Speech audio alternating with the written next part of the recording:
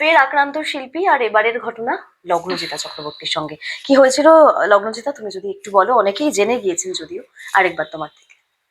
আমার অনুষ্ঠান ওখানে আমি শুরু করেছি 7টায় এবং পৌনে 8টা অবধি আমার অনুষ্ঠান নির্বিঘ্নে চলছিল। পৌনে 8টার সময় আমি আমার সপ্তম গান শেষ করে অষ্টম গানে যাব বলে দুটো গানের মাঝখানে যেটুকু কথা শিল্পী বলেন অডিয়েন্সের সাথে, সেই কথাটাই আমি বলছিলাম। যে গানটা আমি শেষ করেছিলাম, আমার যে সপ্তম গানটা, এটা হচ্ছে এই পুজোয় রিলিজ করেছে দেবী চৌধুরানী বলে একটি ছবি, সেখানে আমারই গাওয়া একটা গান জাগো মা, সেটা আমি গেয়েছিলাম।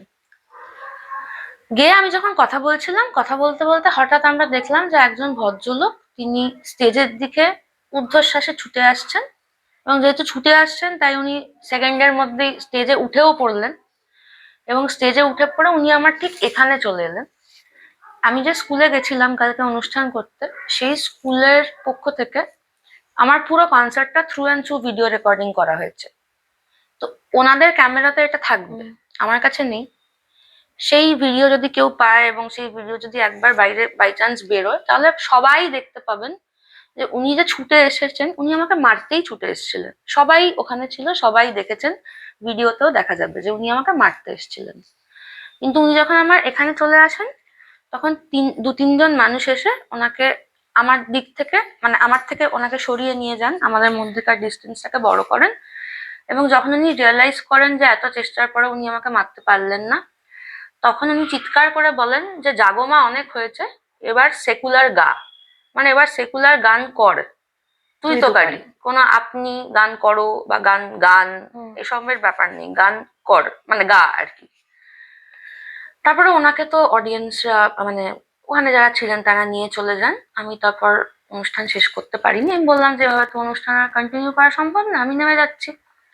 তারপরে আমি ভগবানপুর পুলিশ স্টেশনে যাই, পুলিশকে গিয়ে বলি যে এরকম এরকম হয়েছে। ওনারা আমাকে বলেন যে আপনি একটা জিডি করুন, আমি একটা জিডি করি। সম্ভবত উনি গ্রেপ্তারও হয়েছেন। এর পরবর্তীতে মানে মঞ্চে তোমাকে উঠতে হবে, ভয় কাজ করছে লগ্নজিতা? না, আমার কোনো ভয় নেই। আমি ভয় পাই, আমার অনেক কিছুতেই ভয় আছে, কিন্তু এইগুলোতে আবার খুব একটা ভয় পাই না আর কি। তো ভয় আমার নেই। আমার 26 তারিখে আবার আরামবাগে অনুষ্ঠান আছে। আমি গতকাল সন্ধ্যার মতো আবার 7 নম্বরে জাগোমা গাইব, এবং আমার পূর্ণ আস্থা আছে আমার পুলিশ এবং প্রশাসনের উপরে যে আমি আরামবাগে গিয়ে 7 নম্বরে জাগোমাও গাইব, তারপরে আমার আর যা যা গান আছে তাও গাইব, এবং জাগোমা গেয়ে না মার খেয়ে আমি এই বাড়িতে রাতে ফিরে আসব, এবং সেটা এনশিওর করবে আমার পুলিশ এবং আমার অ্যাডমিনিস্ট্রেশন, এবং I have complete faith on them. যারা তোমাকে অনুষ্ঠানের জন্য ডেকেছিলেন সেই আয়োজকদের তরফে কোনো ব্যবস্থা কি নেওয়া হয়েছে? যারা আমাকে অনুষ্ঠানে ডেকেছিলেন তিনি তো আমাকে মেরেছেন। আচ্ছা, মানে যিনি আমাকে মেরেছেন বলাটা ভুল, মারতে গেছিলেন, যিনি আমাকে মারতে গেছিলেন মেহবুব মল্লিক, ওনারই স্কুলে আমি গান গাইতে গেছিলাম। উনি ডেকেছিলেন? ওই স্কুলের 2জন বা 3জন ওনার, I am not very sure, either 2জন বা 3জন, তার মধ্যে উনি একজন। বেশ, পরবর্তীতে আর কোনো তোমার মানে স্টেপ কি তুমি নেবে? হ্যাঁ, মানে আমি বুঝতে পারছি তুমি খুব অবাক হয়ে যাচ্ছ। তুমিও নিশ্চয়ই অবাক, এবং যারা শুনেছেন তারাও অবাক ইজ দ্য ওয়ার্ড। বেশ, আর কোনো স্টেপ কিছু? কাল সকাল থেকে আমি একটা স্টেপ নেব, সেটা হচ্ছে যে আজকে আমার সারাদিন কোনো রেয়াজ করা হলো না, কাল সকালে উঠে আমি আবার রেয়াজটা করব।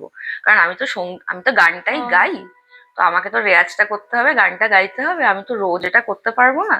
তা আমার আর কোনো স্টেপ নেই, আমার তো স্টেপ নেওয়ার, আমি অ্যাজ এ সিটিজেন আমি গেছি, আমি নালিশ করেছি, আমাকে যারা প্রোটেকশন দেওয়ার কথা লিগালি, পুলিশ অ্যান্ড অ্যাডমিনিস্ট্রেশন, আমি তাদের কাছে গিয়ে কমপ্লেন্ট জানিয়েছি। এবার স্টেপ তো ওনারা নেবেন, আমি কি স্টেপ নেওয়ার জন্য, মানে am I adept enough to take a step? Who am I? Do I hold a position? No. Thank you.